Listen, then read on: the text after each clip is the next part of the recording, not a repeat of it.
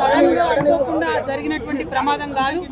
ఇది పోయిన సంవత్సరం నుంచి కూడా పదే పదే షాప్ వాళ్ళు మరి వెనుకనే ఒక మెస్ ఉంది, ఆ మెస్ వల్ల షార్ట్ సర్క్యూట్ అవుతుంది, కంటిన్యూస్ గా మాకు అగ్ని ప్రమాదం జరిగేటటువంటి పరిస్థితి ఉందని చెప్పి మరి అన్ని రకాలుగా వాళ్ళు పోయిన సంవత్సరం జరిగినటువంటి అంశాలన్నీ కూడా చూపిస్తూ పోలీస్ వాళ్ళకి చెప్పడము అన్ని రకాలుగా చెప్పడం జరిగింది.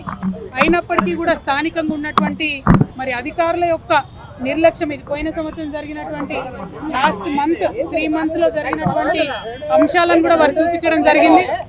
అగ్ని ప్రమాదం జరిగిన తర్వాత కూడా దాదాపుగా గంట బావు వరకు కూడా ఫైర్ ఇంజన్స్ రాకపోవడం అన్నది నిజంగా కూడా అధికారుల నిర్లక్ష్యానికి కారణం కనిపిస్తూ ఉంది. వచ్చిన తర్వాత సిబ్బంది చాలా ప్రయత్నం చేసిండ్రు, 3-4 గంటలు ప్రయత్నం చేసి మంటలు నదుపులోకి తీసుకొచ్చినటువంటి మాట వాస్తవం. కానీ ఈ స్థలానికి చేరుకోవడానికే గంట బావు కావడంతో చాలా తీవ్రమైనటువంటి ఆస్తి నష్టం జరిగిందని చెప్పి మేము భావిస్తూ ఉన్నాం. యావత్ తెలంగాణలో కూడా గత సంవత్సరంతో పోల్చుకుంటే మరి ఈ సంవత్సరం ఎండలు ఎక్కువ ఉండడంతో దాదాపుగా 33% అగ్ని ప్రమాదాలు ఎక్కువ అవుతున్నాయని వాతావరణ శాఖ వాళ్ళు చెప్తున్నారు. మరి ఆ విషయం తెలిసి కూడా ప్రభుత్వం హైదరాబాద్ లాంటి మహానగరంలో ఎక్కడికక్కడ ఫైర్ ఇంజన్స్ని రెడీగా పెట్టుకోకపోవడం అంటే కేవలం ఇది నిర్లక్ష్యమే కారణం. కాబట్టి ప్రభుత్వ నిర్లక్ష్యానికి ప్రభుత్వం వెంటనే నష్టపోయినటువంటి ఈ షాప్ యజమానులందరికీ కూడా నష్టపరిహారం చెల్లించాలి. తీవ్రమైనటువంటి ఆస్తి నష్టం జరిగింది. దాదాపు 3 నుంచి 4 కోట్ల వరకు వారి యొక్క ప్రాపర్టీ కానీ అందులో ఉన్నటువంటి సరుకు కానీ నష్టపోవడం జరిగింది. అయితే ఇక్కడ ఉన్నటువంటి యజమానుల యొక్క ఫైర్ ఎన్ఓసీని కూడా మేము చూడడం జరిగింది. వారికి ఎన్ఓసీ ఉంది, ఫైర్ డిపార్ట్మెంట్ వాళ్ళు వచ్చి ఎంక్వైరీ చేసి ఎన్ఓసీ కూడా ఇచ్చినారు. మరి ఇంతగానము వాళ్ళు గత 3 నెలల నుంచి రిపోర్ట్ చేస్తుంటే ఎన్ఓసీ ఇవ్వడము, చుట్టుపక్కల ఉన్నటువంటి బిల్డింగ్స్ని కేర్ తీసుకోకపోవడము, సరైనటువంటి ఇన్స్పెక్షన్ చేయకపోవడంతోనే ఈ ప్రమాదం జరిగిందని నేను బలంగా నమ్ముతూ ఉన్నాను. మరి పొద్దునే హైడ్రా అధికారులు కూడా వచ్చి చూసి వెళ్ళినారని చెప్తున్నారు. వారు కూడా ఇంకా సీరియస్గా ఎంక్వైరీ చేయాలి. హైదరాబాద్ మొత్తం మీద ఇప్పటికే అనేక ప్రమాదాలు జరిగినాయి, చాలా వాటిని నివారించగలిగినారు.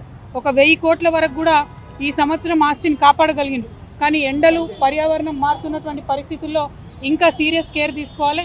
ప్రత్యేకించి అమీర్పేట్ ఫైర్ యాక్సిడెంట్లో నష్టపోయినటువంటి యజమానులందరికీ కూడా తక్షణమే ప్రభుత్వం పరిహారం చెల్లించాలి, నష్టపరిహారం అని చెప్పి నేను డిమాండ్ చేస్తూ ఉన్నాను.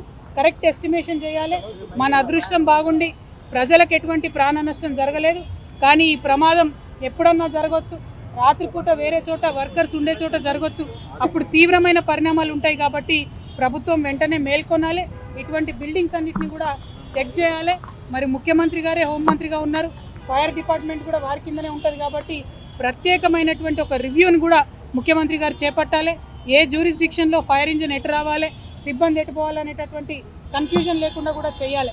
ఎందుకంటే ఇక్కడ యాక్సిడెంట్ అయితే అమీర్పేట్ వాళ్ళు వస్తున్నారా, ఎస్ఆర్ నగర్ వాళ్ళు వస్తున్నారా, ఎర్రగడ్డ వాళ్ళు వస్తున్నారా అని జ్యూరిస్డిక్షన్ తెలియనటువంటి పరిస్థితి ఉంది. కాబట్టి తొందరగా చేరుకోలేకపోయినారు.